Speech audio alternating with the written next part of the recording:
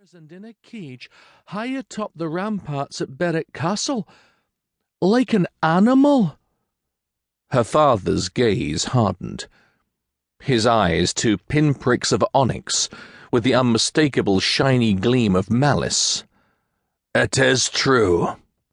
Horror made her forget herself. "But that is barbaric. Who could have thought of such a thing? You must do something to help her. The king will listen to you." Even in England, the Scottish Earl of Buchan was not without considerable influence.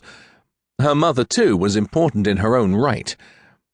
Bella MacDuff was the daughter of the previous Earl of Fife and the sister of the current Earl, one of Scotland's most ancient and revered families. It was inconceivable that King Edward of England could punish any woman like this, but a lady, a countess, of her mother's position. Surely her father would be able to put a stop to it. His face turned florid, and his eyes sparked with an unholy fervour. Joan shrank back in the face of the temper she had unwittingly unleashed. "I won't do a damned thing. The whore is getting no better than she deserves for what she's done."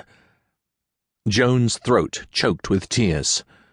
"She's not a whore," she wanted to scream in protest, but fear held her tongue. Perhaps guessing her thoughts, he slammed his fist down on the table. The whole room seemed to shake, including her. As if putting a crown upon the head of her lover wasn't enough, she is said to have taken the most notorious pirate in the Western Isles to her bed. Lachlan McCreary. He bit out disgustedly, spittle foaming in the corners of his mouth. "A bastard and a brigand. If she's being confined like an animal, it is because that is what the rotting bitch deserves." Joan loved her mother more than anyone in the world. She refused to believe what they said about her. They were lies meant to discredit her and explain what people thought was a natural bravery in a woman. They needed an explanation for how a woman would dare defy not only her husband, but the most powerful king in Christendom to crown a rebel king.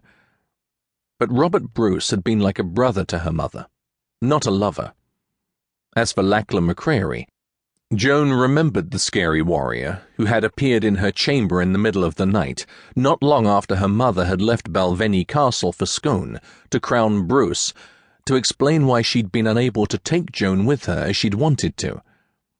He had been in charge of the guardsmen sent for her mother's protection, that was all. "She will freeze to death," Joan whispered weakly, probing for an ounce of mercy that might remain for the woman he'd been married to for 13 years. The woman he'd loved so much he could barely let her out of his sight, and always had her under guard to keep her safe. At least, that's what Joan had thought before. But maybe it was what her mother had wanted her to think.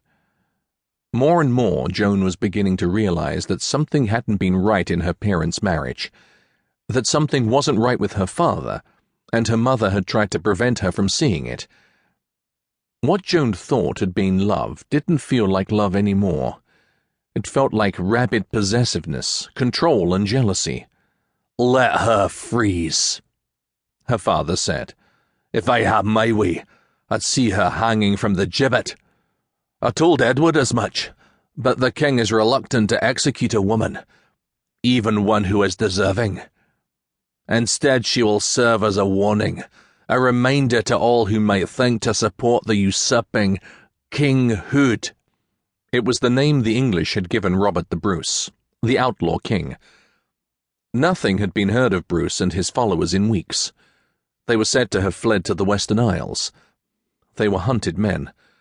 How long would it be before King Edward caught up with them? Joan knew that help for her mother's predicament would not come from that direction. Robert Bruce and his men were too busy trying to save their own lives to rescue her mother. Nay, it was up to her. If anyone could help her mother, it was she. Her father cared for her, the beautiful girl who so resembled him. She had to get through to him, even if it made him angry. Joan might be quiet and reserved, but she wasn't a coward. She had the blood of two of Scotland's most important earldoms running through her veins.